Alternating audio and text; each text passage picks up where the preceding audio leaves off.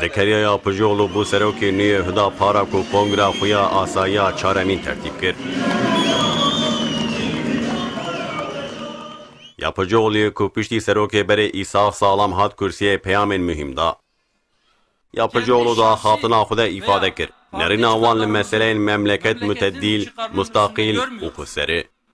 Em wek Hüdaparê li cem heq, edalet û rastgênê û li hember zulmênê. Yapıcıoğlu da xatina xwe de bal kişan ser mühimtiya edaletê. Xwedê Teala emrê me dike ku di nav însanan de beedalet bin.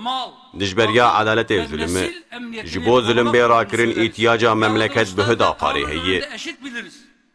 Serokê Giştiyê nûyê Hüdaparê herwa îfade kir. İhtiyaca memleket bi teklîf û pêşniyarên Hüdaparê henin û wiha dewam kir. Ger guh bidana teklîf û pêşniyarê me wê bûyerên Kurd û çalên ên li herêmê neqewmiyan. Ger guh bidana teklîf û pêşniyarê me wê hewildayîna 15 tirmeyê pêk nehatana. Yapıcıoğlu da xatina xwe de li ser hewcetiya Kanûna Esasiya nû jî sekinî û wiha pêde çû. Wek bi acîl îhtiyaca memleket bi Kanûna Esasiya nû heye. Digel vê yekê îhtiyacî bi serrastkirinek nû jî heye.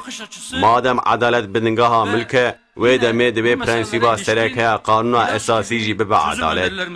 Kanûna Esasî metna mutabaqata civakî ye.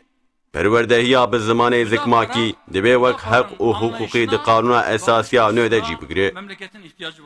Serokê Giştiyê Hüdaparê Zekeriya Yapıcıoğlu di berdewamiya axaftina xwe de got. İhtiyaca memleketê bi Hüdaparê heye û wiha îfade kir.